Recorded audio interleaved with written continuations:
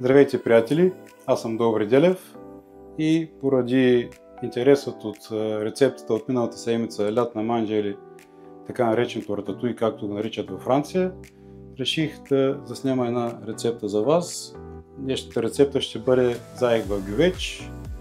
Нека първо ви покажа нужните продукти. Ще ползваме 3-4 картофа, 3 големи глави лук, няколко скелитки чесън, магданоз, 3 домата, имам целина, която съм си замразил отпреди в фризера, няколко моркова и гъби. А нека сега първо започнем с маринадата за заек. Първо ще измием и ще нарежем заека на порции.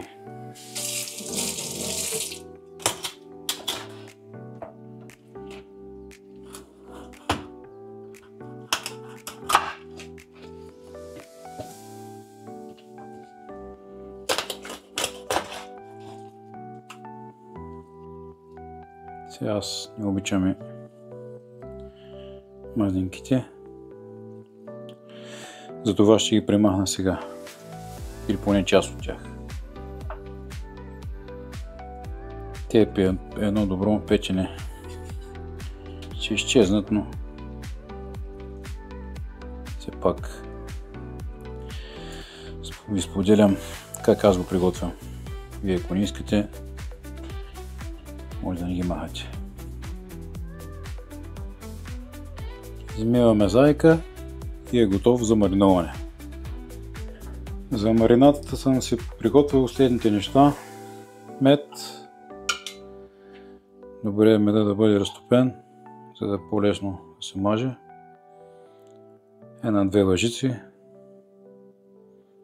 са достатъчни. Соев сос.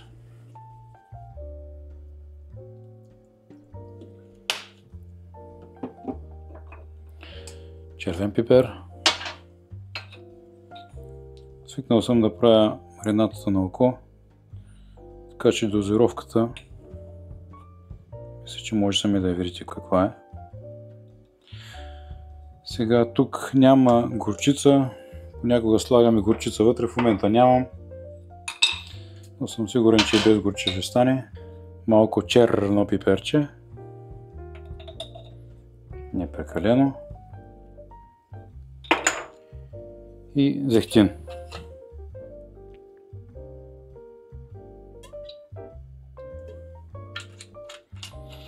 Това, което ще ползваме за маринад. Маринадата като количество трябва да бъде толкова, колкото да стигне за намазването на всичките парчета.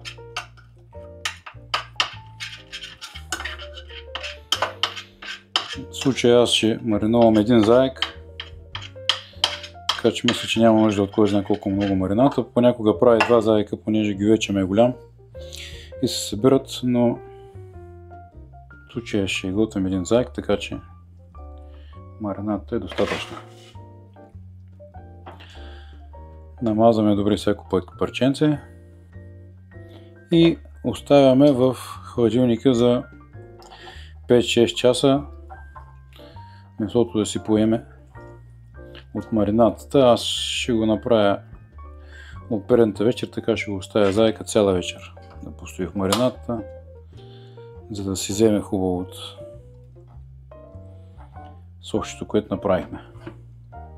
Останалата марината просто може да изсипем вътре. Затваряме с капак и в хладилник. Първо ще нарежем лука, чесъна и доматите. Ще ви покажа как лесно да белите и доматите. Един метод, който ползвам отдавна. Нека първо приключим с лука.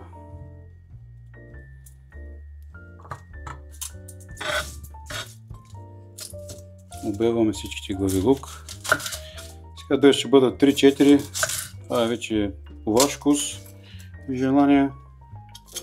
Като днешната рецепта за зайка ще бъде с продуктите, които виждате тук, но много често приготвяме и само заек, без да добавям нито едно от тези неща. След като сме мариновали зайка, той е готов. Може да се сложи един или два зайка, понеже вече е голям. А просто да се опекат и двата зайка, без да се добавя нищо останало. Аз имам налични продукти, които искам да оползотворя. Така че днешната рецепта ще бъде след тези неща тук. Ще оберем картофите. След като оберихме лука и картофите, е време да нарежем и морковите. Аз обичам да махаме вън като това.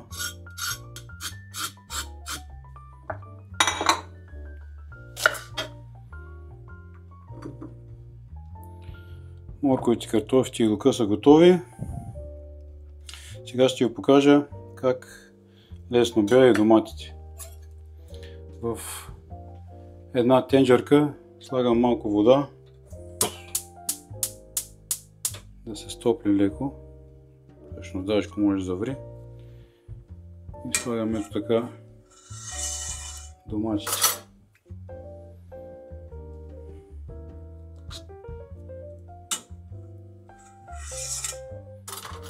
Постоят няколко минути така, юспата пада много лесно. Ако не са потопени целите домати, както мен, понеже съм сложил по-малко вода, просто ги обръщаме така. Или другия вариант е да сложи макапаче, с което малко да се задушат по-бързо. Докато чакаме юспата на доматите да падне, ще нарежем гъбите. Гъбите, както и всичко останало, няма да режем много надребно, понеже за 3 часа ще се готви яденето в гювеча и общо взето дори и цели да ги сложим, все ще бъдат меки и ще станат много приятни за консумация. Така че всичко по-на едро. Ако обичате, може направо и цели.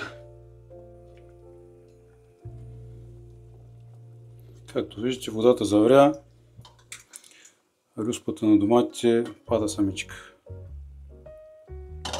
Ще ги изкарам в една чиника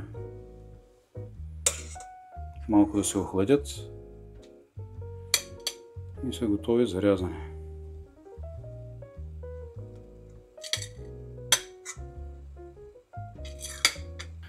След като извадихме доматите, нарязахме гъбите и оберихме всички останали продукти, ще ги измием и са готови за рязане и поставяне в гювеча. Сега виждал съм много други хора, предварително запържват зайка, запържват лука, запържват гъбите, чесъна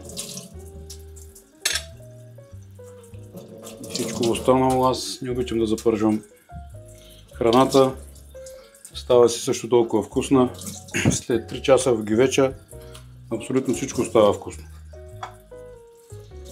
Тъй че според мен това е излишно занимание и прекалено много мазнина, която е просто няма нужда от нея.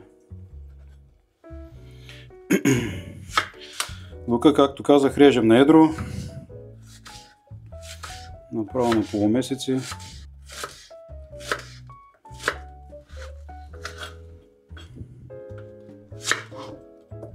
След като нарежем лука, е вече готов и може да го поставим директно в гювеча.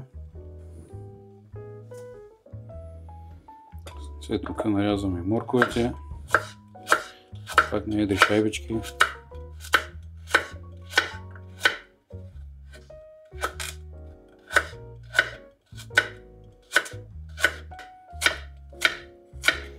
Морковите са готови. Ще развъркам малко лука, за да се разделят полумесеците, да не са събрани.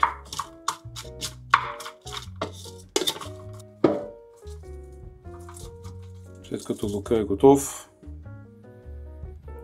сипаме вътре морковите.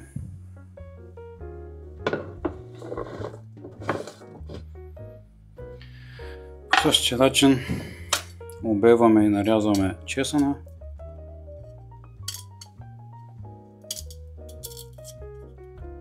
Искам да ви кажа, че всички продукти, освен гъбите, съм ги купувал от пазара. Аз съм на мнението, че лятно време, особено когато е сезона на зеленчуците, най-добре да се пазарува от пазара, защото продуктите са най-качествени и доматите и всичко останало. В същото време подпомагаме и хората, които все още се занимават с земеделие, които всъщност не са много. Ако забелязвате, доматите може би не изглеждат чак толкова добре, колкото някои от магазинските, но пък съм забелязал, че тези, които изглеждат много добре, всъщност доста често имат вкусна пластмаса. Нарязваме чесъна. Ако искате, може да не го режете много на дребно. Пак е въпрос на вкус. Чесъна също ще отиде при лука и морковите. Обеваме се доматите.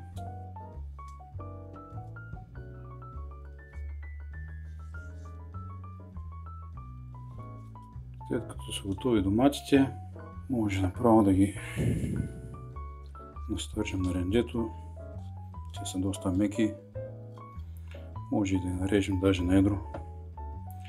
В гювеча, както казах, на 3 часа бавна температура, всичко става изключително крехко. Така че не е задължително да ви режем нещата много наситно. Имайте предвид, че не съм професионален готвач. Готвенето ми е хоби. Както много други, всъщност има много хобита. Нещото хранене с зайка е нещо, което обичам да готвя предимно през уикендите, понеже хем е доста вкусно, хем е здравословно, няма вътре общо взето вредни храни никакви. В същото време не се задължавам и да тегля всяко едно нещо вътре, което слагам. Слагаме доматите, объркваме и общо взето ще поставя тук и целината. Може да си вземете няколко стръка целина. Аз имам готова в фризера, останала друг път, когато съм готвил. Слагаме чесъна.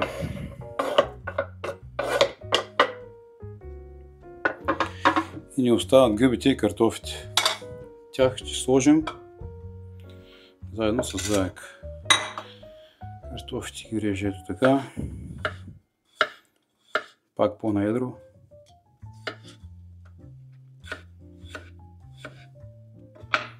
Така. Нещо много важно, щяхме да забравим. Сол.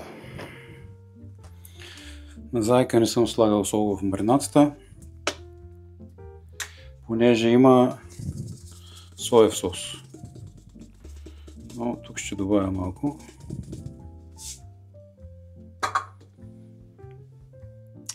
И ще добавим заек, всъщност, вече.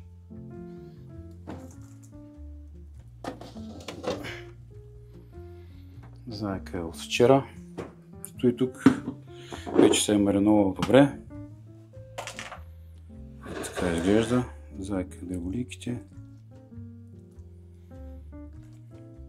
И ги нареждаме вътре. Както казах, тази рецепта може да бъде ползвана и само с заек, без планката. Но аз имам доста гъби, имах останали.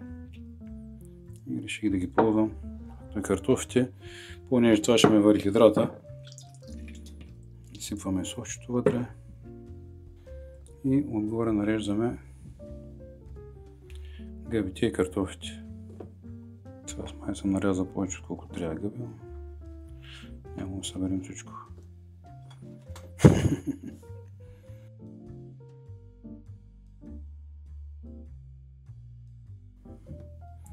Осолявам още малко отгоре. Червен пипер.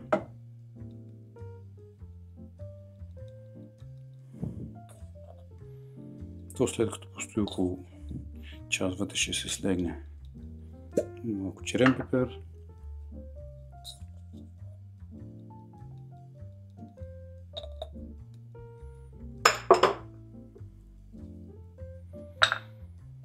Може да ползвате масло, една лъжица супена. Аз ще ползвам мас. Една лъжица мас. Някои слагат вътре черен пипер на зърна. Дава хубав формат. Аз не обичам да хрупам черен пипер като готвя. Ще сложа няколко листа дафинов лист отгоре, за да ми е по-лесно да ги махна след това. Няколко листа дафинов лист и няколко зърна бахар.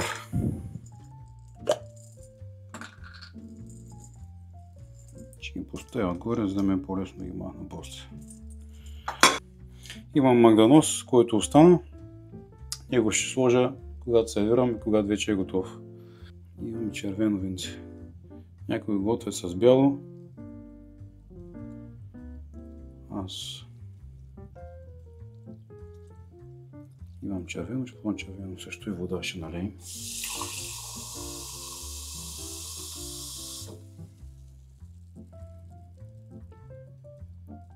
Зайчето ще го готвим 3 часа на 180 градуса в фурната, като по някое време ще открия, за да видя как е отгоре и ако има нужда ще отвия да се запече. Не се притеснявайте да слагате повече сосче, много е приятно, става супер за ядене. Важно нещо е фурната да не я пускате предварително, когато готвите с гювеч или с йенска тенджера, за да може постепенно температурата да се повиши. Ако е вече загрята, има опасност да се пукне гювеч. Пускаме отгоре и отдолу, без вентилатори. Температурата нагласяме около 170-180 градуса. И 3 часа. Готово. Часът на истината настъпи. Нека видим какво се е получило.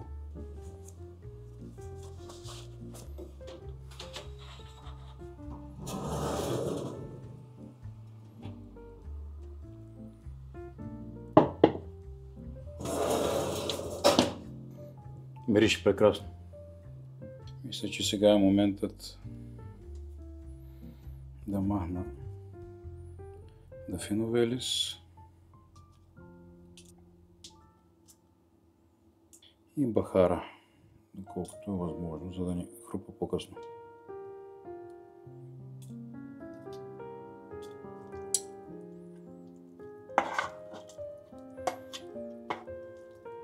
Месото се е разкапало направо. Супер. Ще сложа една скромна порцийка. На 200-300 грама.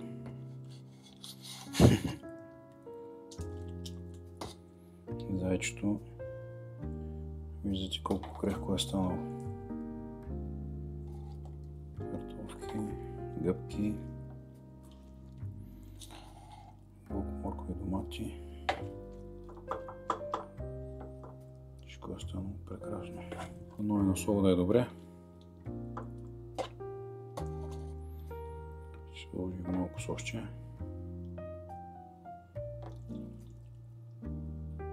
Тук виждате другото ми хоби. Малко магданос.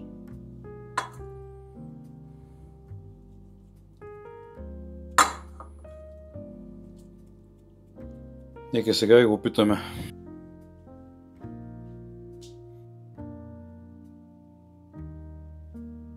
Чудно. Нека видим как е месото.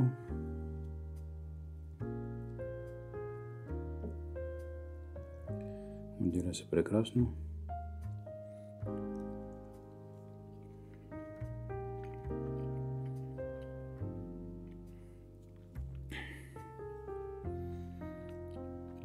Супер.